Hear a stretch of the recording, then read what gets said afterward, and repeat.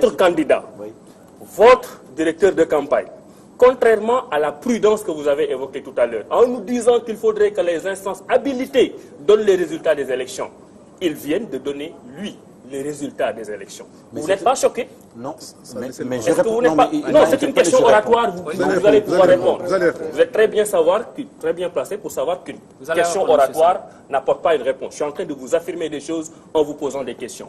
C'est le directeur de campagne. Merci de la leçon. Non, ce n'est pas une leçon. Je sais que vous êtes très brillant, je dois vous rappeler un certain nombre de choses. Qu'on peut avoir tendance à oublier. Est-ce que c'est le Conseil constitutionnel qui a donné les résultats? Est-ce que c'est la Sénat qui a donné les résultats? Est-ce que c'est la Commission nationale de recensement des votes qui a donné les résultats? J'ai 49 ans, j'ai commencé à voter depuis 1993. J'ai vu des élections. Je n'ai jamais vu une telle forfaiture dans l'histoire politique du Sénégal. Jamais. Je n'ai vu une telle forfaiture dans l'histoire politique du Sénégal. Un Premier ministre, directeur de campagne à qui on déroule un tapis vert et qui vient dire aux Sénégalais les résultats, l'expression que vous avez fait dans les urnes, on n'en a rien à faire, nous allons nous déclarer vainqueurs.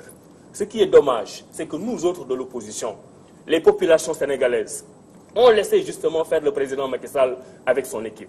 Ce que nous sommes en train de vivre, je vous regarde dans les yeux et je vous le dis, c'est une honte parce que le Sénégal ne mérite pas ça. Et qu'est-ce que vous allez faire demain? Vous allez mettre les gendarmes dans la rue? Vous allez mettre la police dans la rue?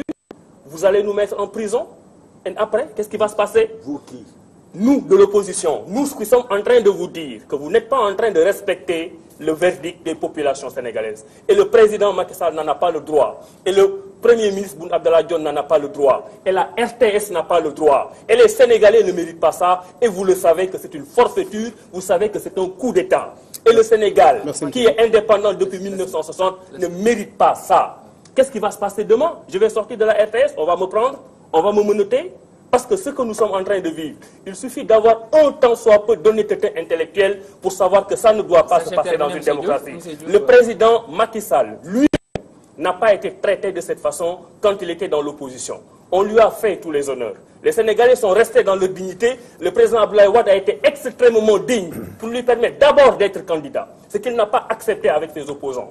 Il a mis Karim Wade en prison pour ne pas l'avoir en face de lui. Il a mis Khalifa Sall en prison pour ne pas avoir en face de lui. Aujourd'hui, pour la première fois de l'histoire du Sénégal, il se déclare vainqueur. Ce n'est pas juste. Nous ne méritons pas ça. Monsieur Diouf également. Monsieur Diouf, vous allez répondre, monsieur El Hadj Ibrahima Sall. Monsieur Ibrahima Diouf Niokhobaye également. Comment vous appréciez ça? Mais très déçu. Et j'ai peur pour le peuple sénégalais. 5 ans de souffrance. Est-ce que